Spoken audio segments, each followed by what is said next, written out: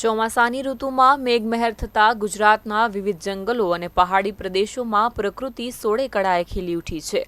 પ્રવાસીઓ પ્રકૃતિને માણવા રાજ્યના જુદા જુદા વિસ્તારોના ઝરણા અને ધોધ ઉપર પહોંચી રહ્યા છે.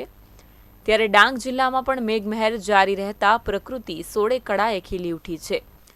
ડાંગ જિલ્લાના પ્રખ્યાત જળધોધ સહિત અનેક ઝરણાઓ સક્રિય થતાં પ્રાકૃતિક સૌંદર્યને ચાર ચાંદ લાગ્યા છે. ડાંગ જિલ્લાનું પ્રાકૃતિક સૌંદર્ય નિહાળવા પ્રવાસીઓની ભારે ભીડ ઉમટી રહી છે. લીલીછમ વનરાઈ વચ્ચે પડતા દુગ્ધધારા સ્વરૂપે ઝરણાઓનું સૌંદર્ય નિહાળી પ્રવાસીઓ યાદગાર સંભાળનું બાંધી રહ્યા છે. ગુજરાત રાજ્યનું ચેરાપુંજી ગણાતા ડાંગ જિલ્લામાં ચોમાસાની ઋતુમાં પ્રકૃતિ સંપૂર્ણ ખીલી ઉઠતા પ્રવાસીઓ સાપુતારા સિવાય ડાંગના પ્રાકૃતિક સ્થળોનો લહાવો લેતા હોય છે.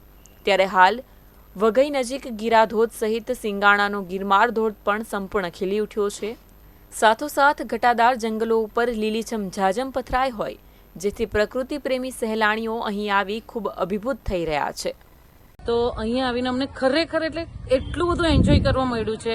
અમે અહીંયા ગાડી પેરાગ્લાઇડિંગ કે જે અહીંયાની એક્ટિવિટી છે એ તો કરી કે જે અમે બીજી જગ્યાએ જઈએ તો ત્યાં પણ કરતા હોઈએ છીએ, પણ અહીંયાનું જે નેચરલ એટલે કે જે વાતાવરણ નેચરલ વાતાવરણ છે ને એ જે એન્જોય અમે કર્યું છે આજે, ઇટ વોઝ લાઈક રિયલી એટલું બધું ગુડ, અમને લોકોને એટલું બધું સારું લાગ્યું છે.